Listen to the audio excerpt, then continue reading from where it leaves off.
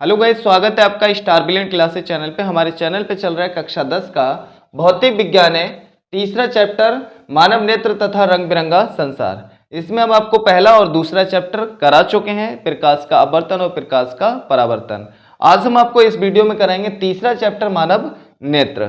तो देखिएगा, सबसे पहले हमने हेडिंग डाला है मानव नेत्र। मानव नेत्र क्या होता है कि मानव नेत्र की सहायता से मनुष्य पास व दूर रखी वस्तुओं को स्पष्ट रूप से देख सकता है या फिर मानव नेत्र की सहायता से देखता है। तो लिख रहा है कि मानव नेत्र की सहायता से मनुष्य पास व दूर की वस्तुओं को आसानी से देख सकता है।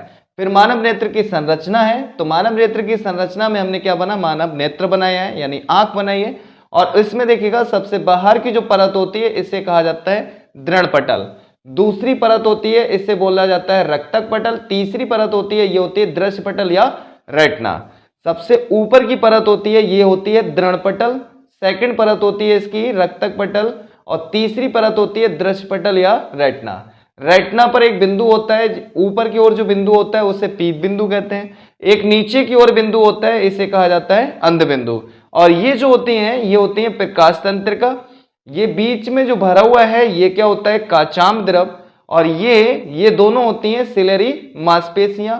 यहां पर ये बीच में जो रखा हुआ है लेंस, ये कौन सा लेंस होता है, नेत्र लेंस होता है।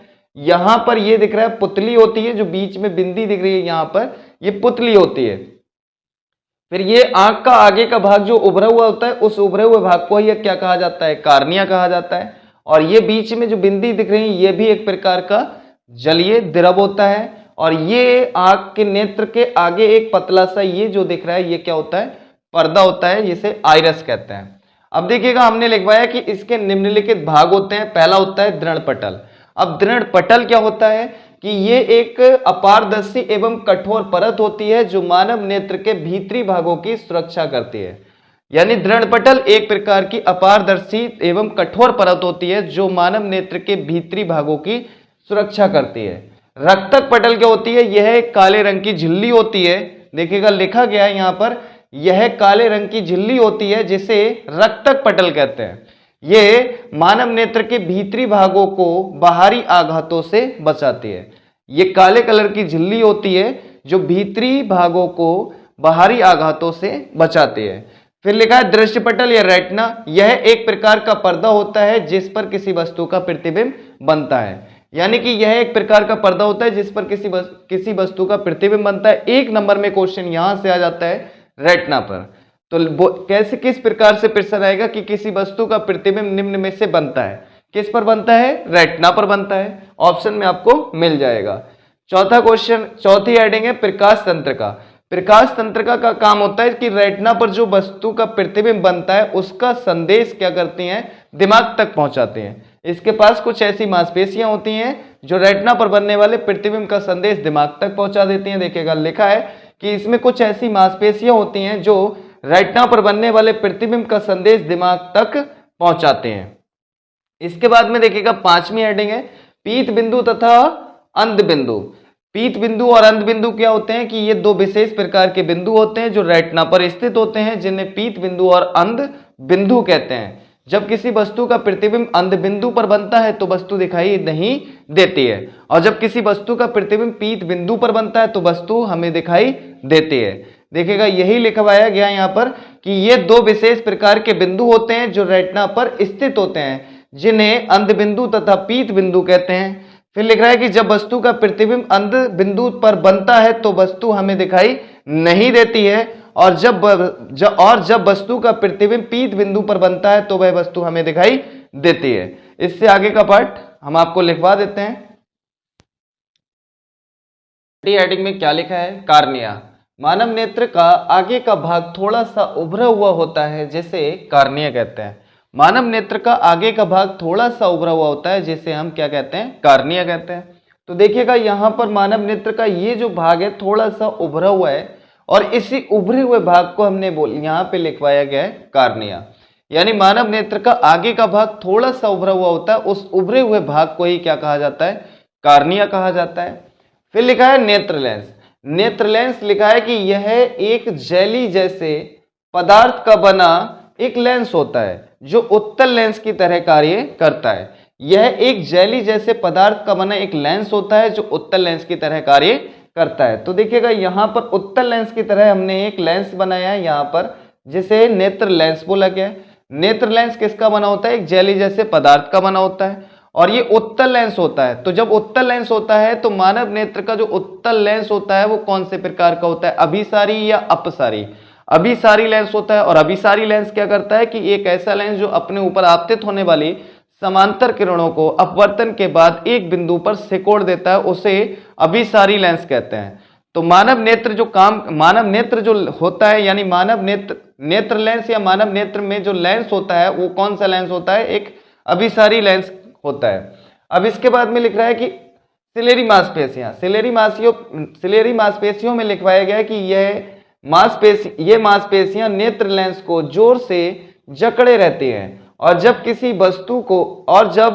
दूर रखी वस्तु को देखना होता है तो ये मांसपेशियां नेत्र लेंस को कसकर पकड़ लेती हैं, जिससे लेंस पतला हो जाता है और उसकी फोकस दूरी बढ़ जाती है। यानी सिलेरी मांसपेशियां क्या होती हैं? लेंस को जोर से जकड़े रहती हैं और जब दूर रखी वस्तु को देखना होता है तो सिलेरी मांसपेशियां नेत्र लेंस को जोर से जकड़ लेते हैं और जब जोर से जकड़ लेते हैं तो लेंस कैसा हो जाता है? पतला, यानी खिंच जाएगा।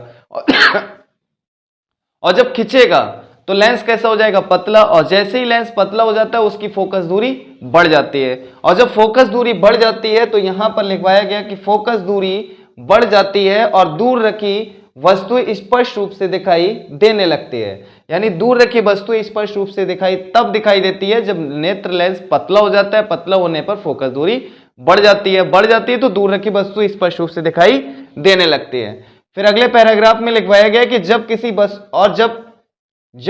पास रखी वस्तु को देखना होता है तो ये मांसपेशियां नेत्र लेंस को ढीला छोड़ देती हैं, जिससे लेंस मोटा हो जाता है और उसकी फोकस दूरी कम हो जाती है, जिससे पास रखी वस्तु भी स्पष्ट रूप से दिखाई देने लगती है। जब पास रखी वस्तु को देखना होता है तो सिलेरी मांसपेशियां नेत्र लेंस को ढीला छोड़ देती हैं और जैसे ढीला छोड़ेंगे लेंस कैसे हो जाएगा? छोटा हो जाएगा, यानी कि मोटा हो जाता है। जैसे लेंस मोटा हो जाता है तो उसकी फोकस दूरी कम हो जाती है, पास रखी वस्तु स्पष्ट रूप से दिखाई देने लगते हैं। इसके बाद में लिखा है आइरस। आइरस क्या होता है कि नेत्र लेंस के आगे एक पतला सा पर्दा होता है, जिसे हम क्या कहते हैं? आइरस कहते हैं। आइरस एक प्रकार का पर्दा होता है जो नेत्र लेंस के आगे होता है। यहां पर लिखवाया गया है कि नेत्र लेंस के आगे एक पतला सा पर्दा होता है, जिसे आइरस कहते हैं। यह आइरस काले, भूरे तथा नीले 3 रंगों में पाया जाता है। यानी आइरस एक प्रकार का पर्दा होता है जो नेत्र लेंस के आगे होता है। पतला पर्दा होता है, एक पतला सा पर्दा होता है जो आइरस एक प्रकार का पर्दा होता है जो नेत्र लेंस के आगे होता है। अब आइरस कितने रंगों में पाया जाता है? 3 रंगों का आइरस होता है, काला, नीला, भूरा। मनुष्य की आंखों का रंग इसी आइरस के रंग पर भी निर्भर करता है। देखिएगा यहां लिखवाया गया है कि नीले, यहां पर लिखवाया गया जिसे आइरस कहते हैं, यह आइरस काले, भूरे तथा नीले 3 रंगों में पाया जाता है। मनुष्य की आंखों का रंग इसी आइरस के रंग पर निर्भर करता है। फिर लिखवाया गया है पुतली। अब पुतली क्या होती है? पुतली होती है आइरस के बीचों बीच में एक छोटा सा छिद्र होता है, छेद होता है, जिसे क्या कहा जाता है? पुतली। तो देखिएगा यहाँ पर आइरस है और आइरस के बीच में यहाँ पर ये बिंदी है, ये एक छोटा सा छिद्र है और ये छोटे से छिद्र को ही बोला गया है पुतली है। पुतली का काम होता है कि मानव नेत्र के अंदर जो प्रकाश जाता है उसकी मात्रा को नियंत्रित करना होता है। यहाँ पर लिख रहा है कि आइरस के बीचों बीच में एक छोटा सा छिद्र होता है जिसे पुतली कहते हैं। इस पुतली का कार्य नेत्र के अंदर जाने वाले प्रकाश की मात्रा को नियंत्रित करना है।